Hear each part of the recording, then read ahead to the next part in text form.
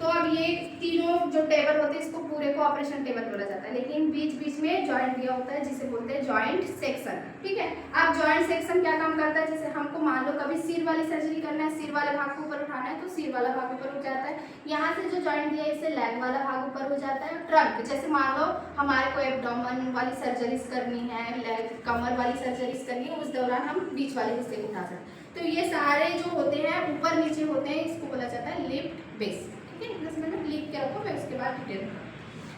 आप जैसे यहाँ हेड रखते हैं पेशेंट का, तो उसके लिए नीचे तकिया लगाया जाता है, क्योंकि बहुत देर तक फ्लैट सोने से गर्दन वाला हिस्सा दर्द होने लगता है, जिसके कारण थके।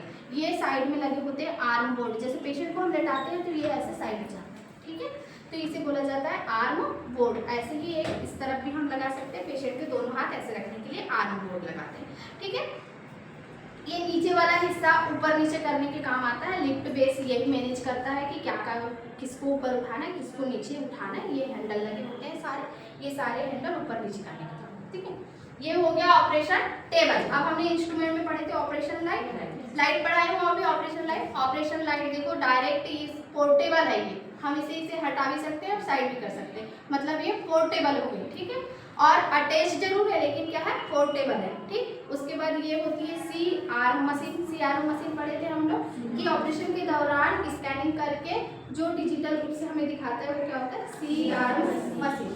ठीक है, उधर सर तरफ देखो, उधर लगे हुए हैं मॉनिटर। ठीक है, इधर है पल्स ऑक्सीमीटर, इधर देखो पल्स ऑक्सीमीटर। इसमें ऑक्सीजन, इसमें 2 सिलेंडर लगे होते हैं, देखो ऑक्सीजन और नाइट्रोजन।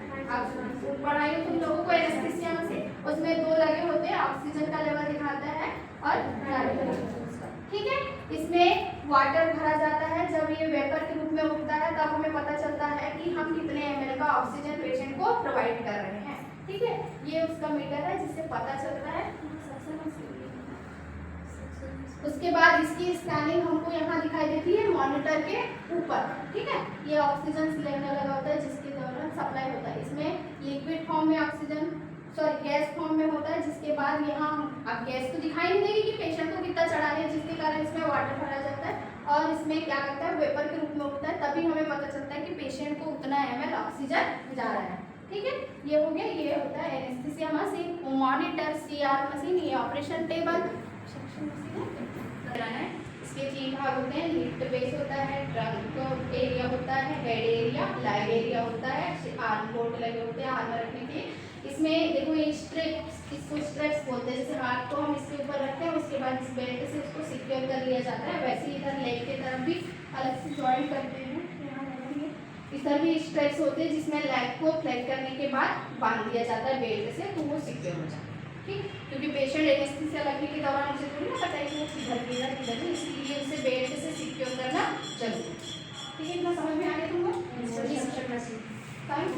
उसमें मतलब कहीं भी जो एक्स्ट्रा फ्लूइड है ना हमारे बॉडी के, उसको सक करने के लिए यूज करते हैं सक्शन मशीन। ठीक है, अभी इसके बारे में फिर